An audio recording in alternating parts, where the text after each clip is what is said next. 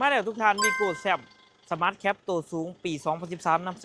14สีปอนงามๆโดดเริ่มเนาะสวยๆได้จอเป็นจอยลอยเป็นกล่องถอกกล่องไฟครบเดี๋ยวพาทุกท่านไปหาสุ่มกันเลยไปครับจะเองผู้รีวิวโจนัสจันทสอนเมื่อนี้ไม่ลดคำว่าใหม่เนาะวีโก้แซมเป็นปี13น้ำใส14นะสีเริ่มงามเลยคันนี้ทรงดอกทรงรางแน่นจากดีแอร์เย็นเนาะสวยๆครับนี่กล่องจอครบสุดผ่อนเทินได้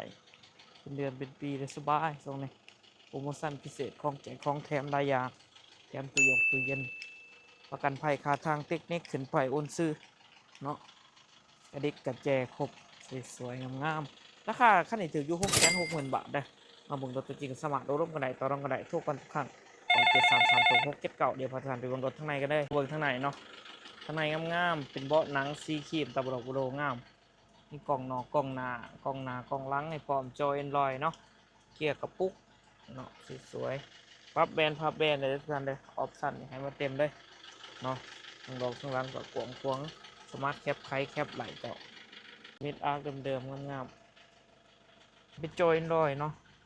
มีกล่องถอดกล่องถอยเซ็นเซอร์ถอยให้พร้อมเลยถ่ายก็เดิมๆงามๆมิดออกมิดอาร์คอยู่ครบทุกชุดทุกวันเนาะมิดอาร์ค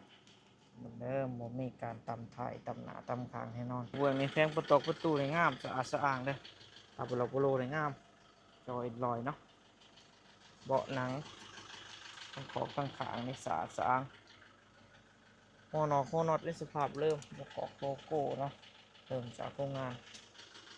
มิดอาร์คเนี่ยขับประกันได้รถทุกคันโบตามโบปิดในน็อตเจ้าข้างในของแจ็คข้างในของเครื่องเนาะโคน็อตในสภาพเริ่มโลโก้โตโยต้าเนาะอยู่ครบซิลิโคนยิกเขานิดหนึ่งเนาะขั้นเนาะขั้นหนาตัว R อยู่ครบเด็กขั้นสองขั้นสี่เนาะอาร์คเนาะตัว L อยู่ครบเลยเป็นเพจเนาะนี่ครบปี13น้ำใส่24หมอฟืนหมอไฟตัวใหม่บ่มีอายบ่มีควันจักแน่นๆเลยจักสะอาดสะอ้างเนาะบ่มีขาบบ่มีอายบ่มีควันบ่มีขาบเป็นหมูมันซึมเด้อฝากไปเติมทุกท่านเลยกับวีโก้แซบ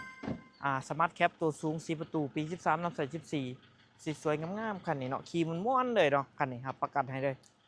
เอกสารครบเกินไปโอนซื้อได้ทุกแข้งสดผ่อนเทิร์นไหนเป็นเดือนเป็นปีราคาเต็มคันนี้ถืออยู่660,000 บาทเด้อมาเบิ่งรถตัวจริงกับสมานโอ้ร่มกันได้ต่อรองกันได้โดนจุดปักเสสดผ่อนเทิร์นไหนเป็นเดือนเป็นปีได้สบายของแจกของแถมหลายอย่างเนาะโทรก่อนทุกครั้ง9733ตัว679ฝากที่ตามทุกช่องทาง JN ดาวขาดดาวครับเจเองคิวนัทจันทสอนขอขอบใจทุกท่านในรายเดี๋ยวเจอกัน